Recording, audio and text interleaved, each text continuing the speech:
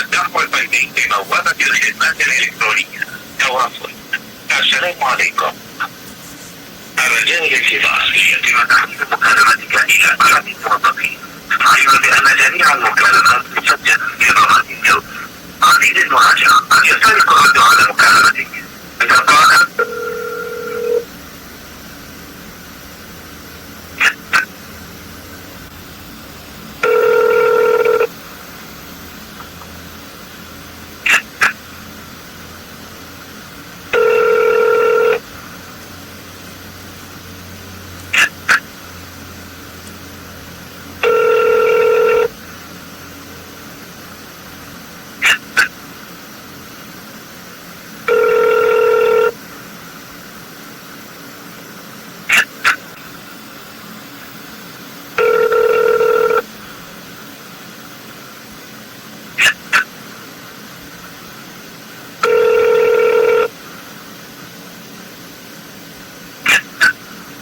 الو.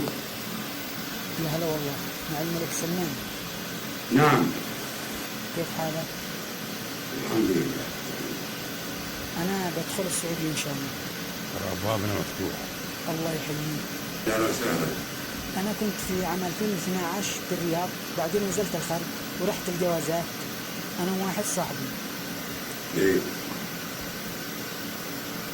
وغيرنا أسامينا الرباعي في البصمة. الحين يعني عندما أنا داخل المملكة الآن عندي اسم غير، إيه. يعني اسم الرباعي الآن غير في خارج المملكة، اسمي منير أحمد عبد الله السيد. إيه. أبغى منك يعني أمر ملكي، يعني أن ندخل، تسمح لي؟ طيب. طيب. اتصلت من معك فيصل بن فرحان، محمد الجابر، ماجد بن عبد الله. وزراء.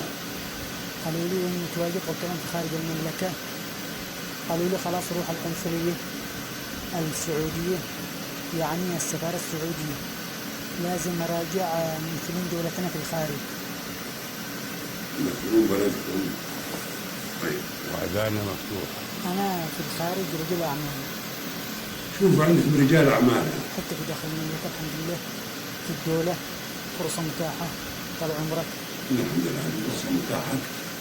العمل في الدولة، الأعمال الحرة ما أنتم مطلعين. مفتوح المجال. محمد عندك في أي وقت الحين؟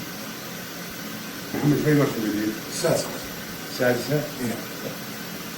لقيتك ملكا. معي قال هنا في الرياض المقصر حق عبد العزيز له 93 عام، احتفلت به في اليوم الوطني السابع والتسعين. الحين الخيوط هذه في الطبقة العليا راح تكون اللي فيها الخيوط الذهبية، الحين أنا أبغى أجدده لأنه راحت مع الزمن، أجدده إن شاء الله بسلمه. ما خبروك يا عم سلمان؟ أنا خبر نصران. الحين إن شاء الله أجي السعودية. الحين يجي بيت هذا ولا أبوه ولا عمه يجي ما يروح يعرف هذا ولا يعني. الله يحفظكم الله. متواصلين يا عم سلمان. تلفوناتنا مفتوحة.